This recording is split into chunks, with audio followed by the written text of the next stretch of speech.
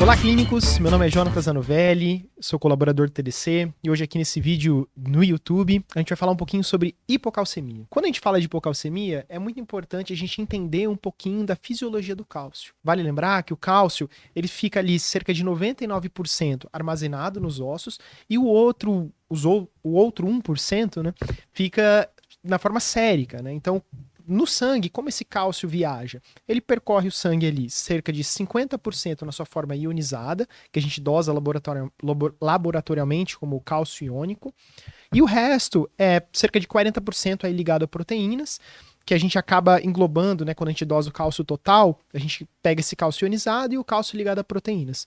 E os outros 10% ali fica ligado a outras moléculas. É importante a gente entender também quem são os responsáveis pela regulação do cálcio. Hoje a gente sabe que não se trata só de PTH, vitamina D, calcitonina. A gente tem outros moderadores, né, outros hormônios, outras moléculas que agem também no metabolismo do cálcio, tipo cloto, FGF23, umas coisas que são muito específicas e eu acho que não vale a gente abordar aqui nesse vídeo. Eu gostaria de entrar em mais alguns detalhes com vocês na parte de PTH, vitamina D e calcitonina.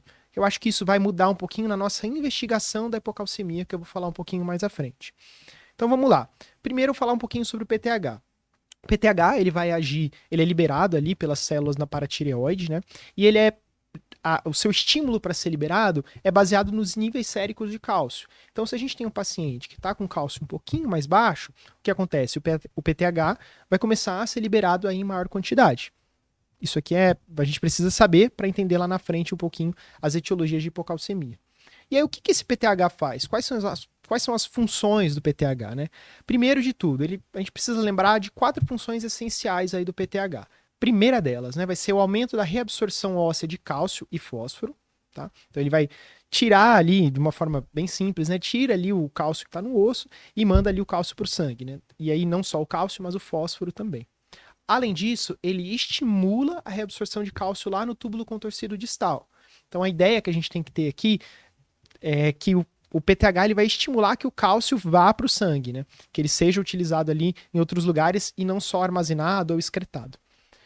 Além disso, a terceira coisa, ele estimula uma enzima chamada de 1-alfa-hidroxilase. O que essa enzima faz? Ela é catalisadora, basicamente, da conversão ali da vitamina D, né? Da forma inativa, que é a 25-hidroxicolecalciferol, na forma ativa, que é 1,25-hidroxicolecalciferol. E por último, o PTH, né, estimula a fosfatúria.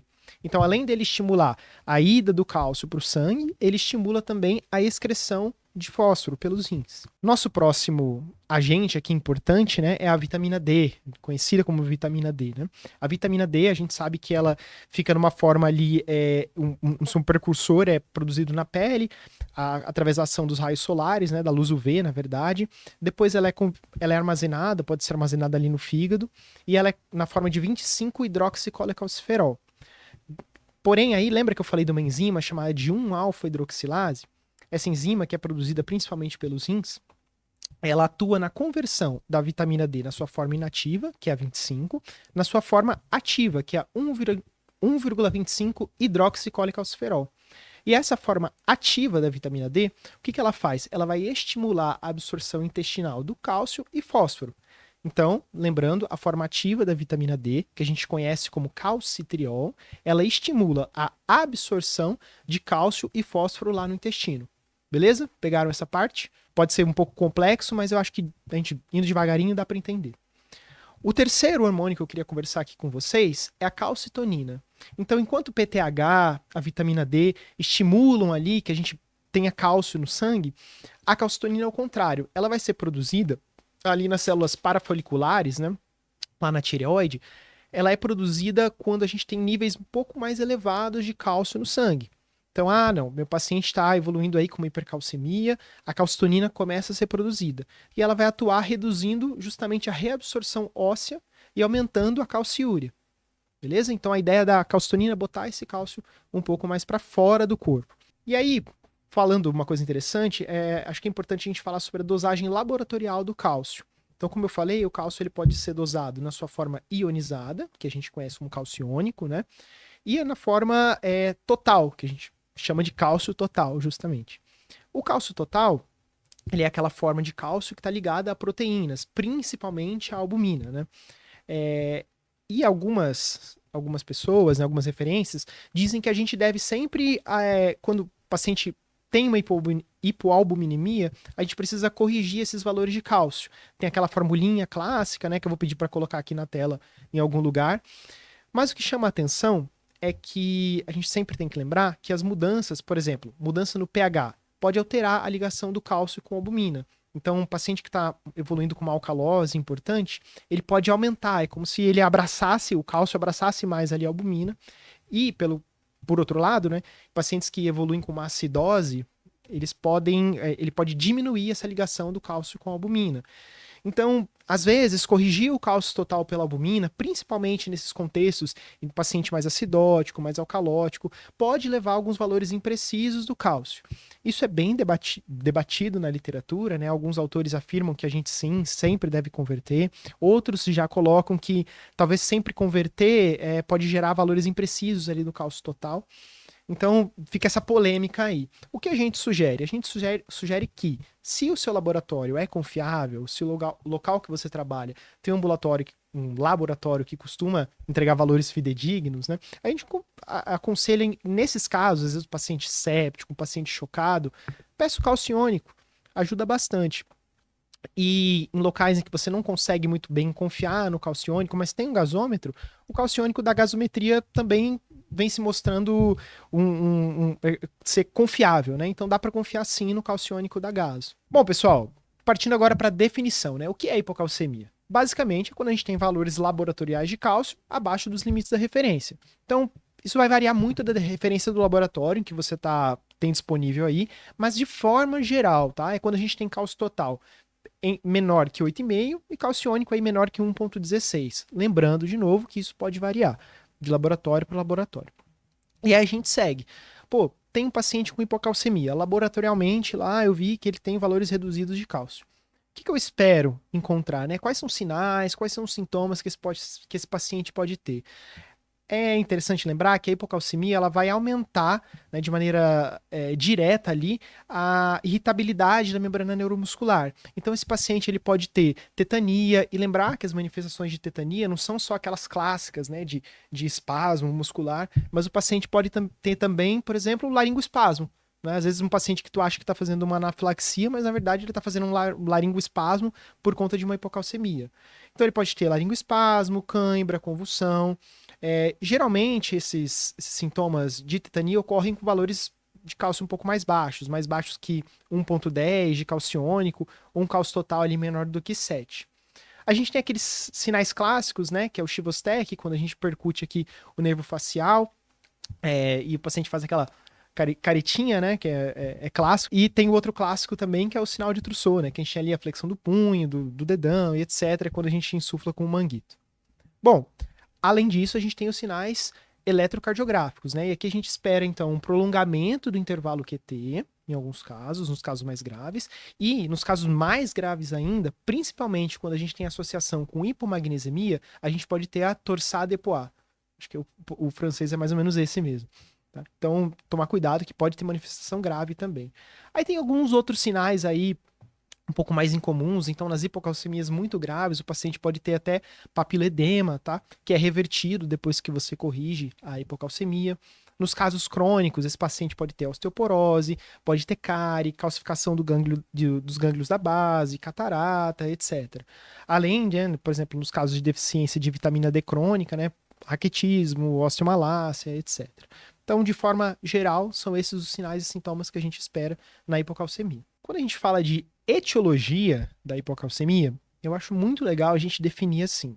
Na verdade, dividir assim, entre as etiologias de PTH elevado e as etiologias de PTH reduzido. Então, como funciona mais ou menos isso? O PTH ele vai se elevar como uma resposta direta da hipocalcemia, como a gente falou um pouquinho lá atrás. Então, quando a gente tem um PTH que está baixo, quer dizer que esse paciente pode ter algum problema ali na paratireoide, por exemplo, após uma paratireoidectomia, e ele não está conseguindo ali, em vigência a um cálcio baixo, ele não está conseguindo produzir PTH para estimular todos os efeitos ali do PTH que eu disse que ele faz ali lá atrás. Então, para estimular a retirada de cálcio do osso, né, a reabsorção óssea de cálcio, para estimular ali a reabsorção de cálcio no túbulo contorcido distal. Então, paciente que tem deficiências ali na paratireoide, por exemplo, cursam aí com uma hipocalcemia com PTH um pouco mais reduzido. Porém, a gente tem as causas de PTH, de hipocalcemia com PTH um pouco mais elevado, né? E aí o que acontece? É um reflexo direto, esse PTH elevado é um reflexo direto da causa da etiologia de base ali dessa hipocalcemia. Vamos entender um pouquinho melhor aqui comigo. Uma das principais etiologias de hipocalcemia com PTH elevado é a deficiência de vitamina D. Então essa deficiência ela pode acontecer por várias razões. Baixa exposição aos raios UV, né? Uma pessoa que não sai nunca ao sol, né? Os vampiros, por exemplo. A baixa ingesta de alimentos contendo vitamina D. Lembrar que algumas síndromes desabsortivas podem prejudicar essa absorção de vitamina D, porque ela é uma vitamina lipossolúvel. Então a gente pode ter também a redução na formação da 25-hidroxicolecalciferol no fígado. A gente pode ter também, como acontece muitas vezes na doença renal crônica, né, a redução da conversão de 25 em 1,25. Então, tudo isso está relacionado ali com o metabolismo da vitamina D e, consequentemente, pode levar à hipocalcemia por reduzir ali a absorção intestinal de cálcio, tá? Nesses casos, o paciente vai ter uma hipocalcemia e, como forma compensatória, esse paciente pode aumentar ali o PTH. Então, um paciente que pode ter uma hipocalcemia com PTH um pouquinho mais elevado. Outra causa, a hiperfosfatemia, né? Então, pacientes que têm hiperfosfatemia, por exemplo, na síndrome da lise tumoral, na rabdomiólise, eles podem justamente pode ocorrer aquele depósito dos cristais de fosfato de cálcio, e isso pode diminuir ali o cálcio sérico, né? O cálcio disponível ali para as ações neuromusculares, etc. Tá? Nesses casos, o paciente também vai ter um reflexo de aumentar o PTH. Então, o PTH, nesses casos, vai estar um pouquinho mais elevado. Um outro exemplo, nas metástases osteoblásticas, né? Então, aquelas metástases que geralmente estão associadas mais a neoplasias de mama, de próstata, pode ocorrer a deposição do cálcio ali no osso mesmo, ou no osso recém-formado, né? Então, a metástase ali está produzindo, como se ela estivesse produzindo um novo osso, né? E aí isso, ao redor do tumor, isso pode consumir cálcio e, consequentemente, também estimular a elevação do PTH. Outro caso que o PTH pode se elevar na pancreatite, por exemplo, em que a gente tem aquela precipitação do cálcio associado ao processo de saponificação que acontece na pancreatite também, que a gente vê às vezes ali naquela pancreatite crônica, aquele pâncreas todo calcificado, né? Esses pacientes também podem ter hipocalcemia e essa hipocalcemia pode levar a uma elevação aí do PTH também. Outros casos, por exemplo, como na sepse, o PTH a gente pode ter uma alteração ali, pode ter uma secreção reduzida de PTH, ou pode ter uma resistência à ação do PTH. Ele se eleva, só que a ação dele lá no receptor acaba não está funcionando muito bem ali por todo o microambiente ali gerado pela sepse. Então, é um dos casos em que o PTH pode estar tanto elevado quanto reduzido. Aí vai depender um pouquinho de paciente para paciente. Bom, indo para as causas agora de hipocalcemia com PTH reduzido, a gente tem as principais causas, na verdade, são as causas cirúrgicas, né? Então, a gente está falando aqui principalmente da paratireoidectomia, né? Que pacientes que têm um hiperparatireoidismo precisam, às vezes, de uma cirurgia e eles retiram ali essa paratireoide. A paratireoide, ela pode ser tirada totalmente, né? Quando a gente tem uma paratireoidectomia total, ou ela pode ser feita de uma forma subtotal, né? Então, às vezes, tira só 3 e fica uma. E nesses casos também a gente pode fazer o autoenxerto, né? Em que a gente implanta a paratireoide ali em outros lugares, no externo, às vezes no braço. Bom, esses pacientes que fazem paratireoidectomia, eles podem ter uma redução abrupta ali do PTH e evoluir, consequentemente, com hipocalcemia. Lembrar que esses pacientes também podem sofrer ali com a fome óssea, né? Que é um assunto, talvez, para um outro vídeo. Além disso, além da retirada da paratireoide, a gente pode ter cirurgias que manipulam ali o pescoço e podem fazer lesões vasculares, por exemplo, e isso aí pode gerar até um hipoparatireoidismo transitório, né? Então, lembrar que não é só retirar a paratireoide, é mexer ali também na glândula ou na região, né? Outra forma de hipocalcemia com PTH reduzido são as causas autoimunes. Então, você pode ter destruição da própria glândula, da própria paratireoide, ou a gente pode ter processos autoimunes que atuam ali no receptor de cálcio associado ali à liberação do PTH. são um pouco mais complexas, acho que não vale a gente esmiuçar isso aqui nesse vídeo. Outra causa autoimune também, que a gente pode falar, é aquela síndrome poliglandular do tipo 1. Isso aí, às vezes, costuma ser até questão de prova de residência, em algumas provas que gostam de um pouquinho mais das filigramas, né? Mas é uma das causas também de hipoparatiroidismo aí, de PTH, uma causa autoimune, na verdade, de hipocalcemia com PTH reduzido. Outras causas de hipocalcemia, e aqui não necessariamente, talvez entre ali numa terceira vertente, então a gente falou de causas com hipocalcemia PTH elevado, hipocalcemia com PTH reduzido, e aí tem que lembrar também algumas drogas que podem causar hipocalcemia. As principais são as drogas que quelam cálcio, né? Então, o citrato, por exemplo, e a gente usa citrato às vezes nas hemotransfusões, né? Então, pacientes que fazem hemotransfusão maciça podem evoluir ali com uma hipocalcemia transitória, ou pacientes que estão em diálise contínua, né? Em hemodiálise contínua, que usa citrato ali na anticoagulação, também podem evoluir com hipocalcemia. O lactato, às vezes, também atua como um quelante de cálcio, foscarnet, EDTA, aquele veneno, e isso pode reduzir aí, esses quelantes, eles reduzem a concentração do cálcio ionizado, que é o cálcio que é efetivamente utilizado ali pelas células, né, enfim, nos processos celulares, na membrana neuromuscular, etc. A gente tem drogas também que fazem pseudo-hipocalcemia. Essa é uma clinicagem interessante, que são alguns contrastes à base de gadolínio. Eles podem interferir nos ensaios colorimétricos ali que são feitos para a gente dosar o cálcio sérico. E tem dois nomes aqui que eu nem decoro, né? Mas é a gadoliamida e a gadovercetamida, tá? Isso aí é só para vocês saberem mesmo. Enfim, isso pode acontecer e é uma pseudo-hipocalcemia. Então é um problema laboratorial e ele é rapidamente reversível ali também depois que o contraste é excretado, tá? Outra causa de hipocalcemia importante é a hipomagnesemia, né? O magnésio, ele leva à resistência ao PTH e, além disso, ele reduz a secreção de PTH. Então, ele pode entrar aqui nas causas de PTH reduzido, às vezes pode até ter um pouquinho de elevação de PTH aí, então ele fica aí nesse limbo, né? E vale a pena lembrar duas condições aí importantes associadas à hipomagnesemia, né? Alcoolismo, tá?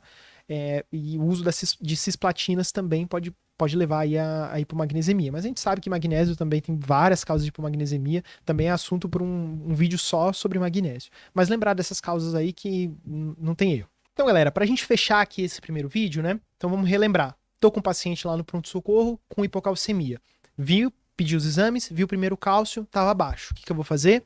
Lembrar sempre de repetir para confirmar. Às vezes é um erro laboratorial, então é bom ter um tira-teima, né? Depois, avaliar sinais e sintomas, pedir um eletro, é muito importante aqui, fazer um bom exame físico, coletar uma historinha legal com a família, porque às vezes a gente consegue triar algumas causas genéticas aqui. Outra coisa, pedir, na medida do possível, né, se for disponível para vocês lá no pronto-socorro, um PTH, para a gente já começar a nossa investigação diagnóstica. Lembrar que o PTH aqui vai ser o pilar da nossa investigação, pensar nas causas de PTH elevado e nas causas de PTH reduzido. Na sua anamnese, não esqueça de perguntar do uso de drogas, né, de medicações, enfim, para ver se você não consegue identificar, triar uma das causas de hipocalcemia relacionada à medicação. E depois, a gente pode pedir alguns exames baseado nas nossas suspeitas clínicas. Então, paciente que acabou de fazer uma paratiroidectomia, legal, tem uma fosfatase alcalina, fósforo, magnésio. Paciente que tem não sai de casa, né? Pode ter uma vitamina D um pouco mais baixa, pede vitamina D. É muito mais fácil a gente encontrar a forma de 25-hidroxicólicalciferol para ser dosada no laboratório. Mas tem algumas doenças que atuam na conversão, né, de 25 em 1,25. Então, às vezes, alguns laboratórios mais especializados conseguem fazer a dosagem da 1,25-hidroxicólicalciferol. Isso pode te ajudar ali na investigação diagnóstica também. Beleza? Não esquecer disso. Sei lá, tô suspeitando de uma pancreatite com cálcio um pouco mais baixo. Pede aí uma amilase, uma lipase, às vezes uma rabdomiólise, né? Uma síndrome de lise tumoral. Então, tenta triar ali o seu paciente e ver os exames que mais cabem para cada caso. Lembrar, então, PTH é o primordial para a nossa investigação, e aí cada exame a gente vai pedindo de acordo com a nossa suspeita clínica. Eu acho que para esse primeiro vídeo É isso.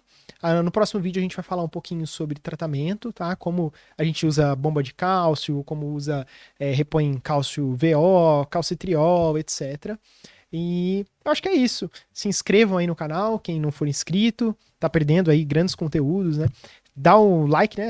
Dá um like no vídeo aqui. E desculpa aí qualquer coisa, esse é meu primeiro vídeo aqui, eu ainda tô um pouco tímido com as câmeras, mas com o tempo aí a gente vai se soltando. Um abração pra vocês, até a próxima e tchau.